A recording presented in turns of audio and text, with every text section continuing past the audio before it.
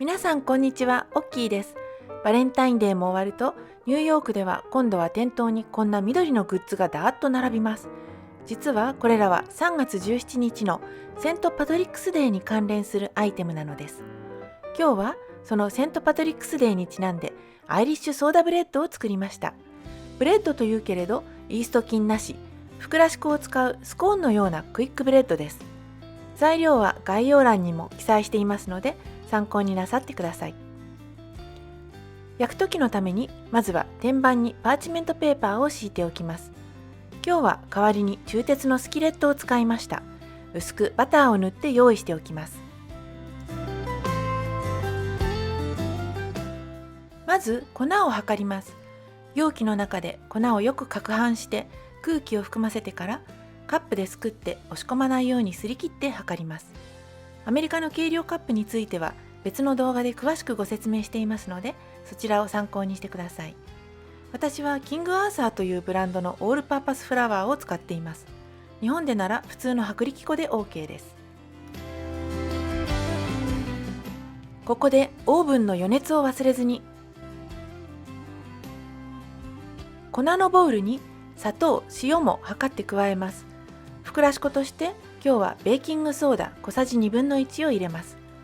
ベーキングソーダだけだと膨らみが少ない場合があるので、ベーキングパウダーも小さじ1/2加えます。ベーキングソーダ、ベーキングパウダーについてもまた別の動画で詳しくお話ししますね。ここでパイブレンダーまたはペーストリーカッターなどの名前で呼ばれている道具の登場です。これはパイ生地作りなどにも活躍するのですが、バターを粉に切り込んで混ぜるときに使います。左のような刃が並んだものがよく見る形ですが、私は右のワイヤータイプを気に入って使っています。このペーストリーブレンダーを使って粉類をざっと混ぜておきます。バターを加えます。バターは冷たい状態であらかじめ小さく切っておくと混ぜやすいです。ペーストリーブレンダーを使ってバターを粉に切り込んでいきます。バターがブレンダーの刃にくっついてしまいますが、このワイヤータイプだとさっと指で拭えば OK なのでとても使いやすいです。刃の並んだタイプだと間に入ったバターがなかなか取れません。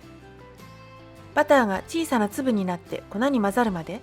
手早くやらないとバターがだれてきてしまいます。ペーストリーブレンダーがない場合はバターを指先で潰して混ぜることもできます。でも道具があると楽かな。ちなみに今日はアイリッシュつながりでケリーゴールドのアイリッシュバターを使っています。クリーミーでとても美味しいバターです。さてここでカラントの下準備です。カラントの見た目はレーズンと全く同じですが、レーズンより一回り小さく酸味の強いふさすぐりと呼ばれる果実です。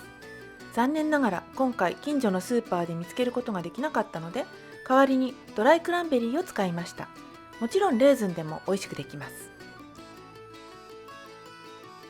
クランベリーやレーズンは粒がくっついて塊になっていることもあるので、小麦粉をまぶしてほぐしておきます。粉をまぶすことで生地の中で偏りにくいという効果も生まれます。クランベリーも酸味の強いフルーツです。ドライにするときに砂糖をかなり加えていることがほとんどなので、できれば less sugar のものを使いましょう。さあ、ここでバターミルクの登場です。バターミルクについてもまた別の動画で詳しくお話ししますが、発酵乳製品の一種です。入手が難しい場合はヨーグルトに少し水を加えて薄めたもので代用できます。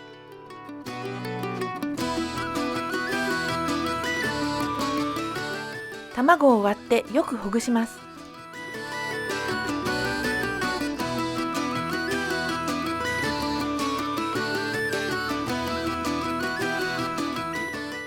卵を1カップのバターミルクに入れよく混ぜます。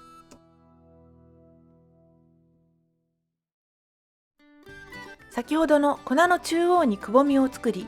バターミルク卵を加えます。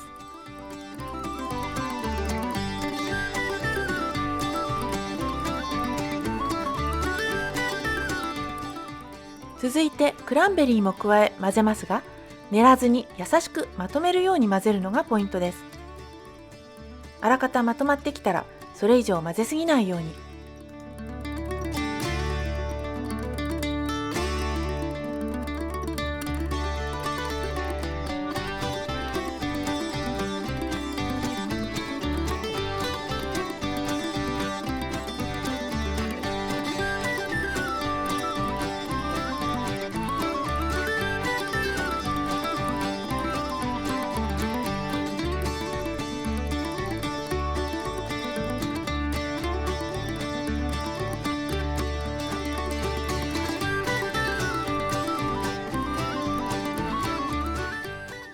ブンの予熱はできていますか？今日は天板の代わりにキャストアイアンスキレットを使って焼きます。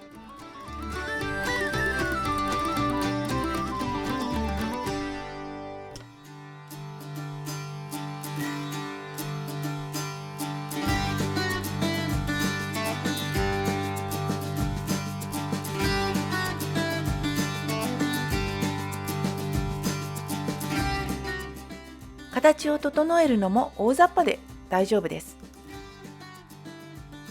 だいたい丸い形になったらナイフで十字に切り込みを入れます。ナイフに粉をまぶしておくとくっつきにくいです。そして予熱しておいたオーブンに入れます。焼き時間はだいたい30分ぐらいです。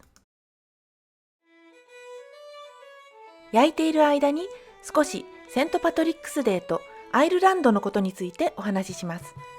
ニューヨークでは毎年3月17日に盛大に祝われているセントパトリックスデー、緑色の服を着る日なんて言ったりもします。でも一体これって何をお祝いしているのでしょう。セイントパトリックというのは実はアイルランドの聖人です。5世紀頃にそれまではケルトの文化だったアイルランドにキリスト教を布教した人として名前が残っています。彼が布教の際にアイルランドの人にキリスト教を分かりやすく伝えるために使ったのが三つ葉のクローバーのような葉っぱ、シャムロックと呼ばれています。この3つの葉がキリスト教の聖三位一体、Holy Trinity、父と子と聖霊と Father, Son and Holy Spirit を表しているということです。この聖パトリックの命日が3月17日、18世紀頃からアイルランドの人たちはシャムロックを飾りとして身につける習慣が生まれ、やがて緑色の服を着るようになったそうです。でも、なぜニューヨークやボストンなどアメリカの都市でこの日をパレードなどで盛大に祝うのでしょうか。アイルランドという国は海に囲まれているため、常に外部からのさまざまな侵略にあってきました。中でもイギリスの支配下に置かれていた歴史は長く、この時は生産品である牛肉や酪農製品、小麦などをことごとくイギリスに収め、貧しいアイルランドの人々は狭い土地でも育てることのできるジャガイモを主食として暮らしていました。ところが、このジャガイモに病害が広がり、ひどい飢饉が訪れます。1840年代頃のことです。英語では Great Potato Famine と言います。アイルランドの人口の8分の1、100万人が飢えとチフスなど疫病で亡くなったと言われています。なんとかイギリスの支配と貧しさや飢えから逃れようと、多くのアイルランド人が海を越えて北アメリカにもやってきたのもこの頃です。ニューヨークやボストンなど東側の港からアメリカに大勢の人が移民としてやってきました。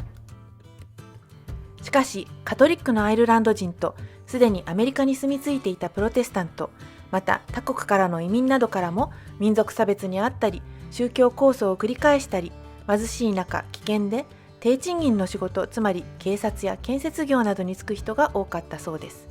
今でもニューヨークの警察官はアイリッシュ系の人が多いというイメージがあるようです。アイルランドからの移民は数では他を圧倒し、1820年から1860年にかけてアメリカ合衆国の移民のうちアイルランド出身者が3分の1を占め、特にニューヨークシティではアメリカのどの町よりも多くのアイリッシュがいたということです。この1860年代頃のニューヨークの移民たちを題材として脚色した映画に、マーティン・スコセッシ監督の Gangs of New York という作品があります。レオナルド・ディカプリオ、ダニエル・デイ・ルイス、キャメロン・ディアスという豪華なキャストでなかなか見応えがあります。おすすめです。また、当時の貧しい移民の暮らしを伝えるミュージアム、ローアーイーストサイドにあるテネメントミュージアムも一見の価値ありです。その後もアイルランド系移民はニューヨークの歴史の中で重要な役割を果たしていきます。ニューヨークのセントパトリックスデイパレードは実は本国アイルランドよりも規模が大きく、今では20万人がパレードに参加し、300万人の観客があるということです。そういえば5番街の真ん中にセントパトリックス大聖堂という大きな教会がありますね。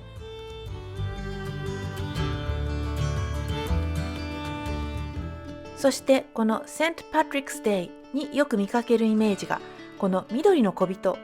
レプラコーンというアイルランドのおとぎ話に出てくる森に住む妖精だそうですが、実はレプラコーンは金貨のたくさん入った壺のありかを知っていて、捕まえると財宝が手に入るなんて話もあるそうです。それからラッキーというフレーズもよく見ます。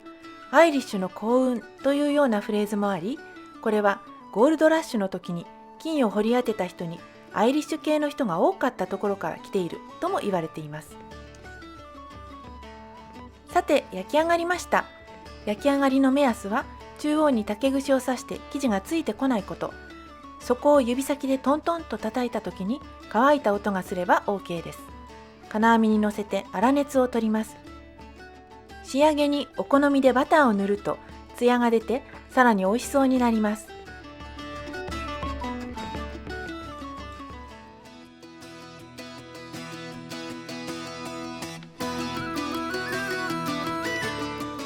ゴツゴツした外側のクラストが美味しいです。好きな大きさに手で割って食べてもいいし、スライスしてトースターで軽く焼いても美味しいです。皆さんもぜひ作ってみてください。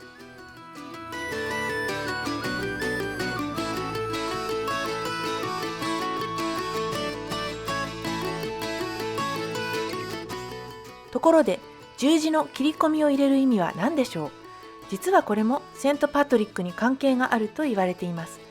十字と丸が組み合わさった形のケルト十字はアイルランドでよく見られるシンボルです。セントパトリックがアイルランドの異教徒をキリスト教に改宗させるときにこのシンボルを作ったとも言われています。丸いパンに十字架を切ることで悪魔を追い出すとかいくつかの説がありますが、カトリックのアイルランド十字を表しているのかもしれません。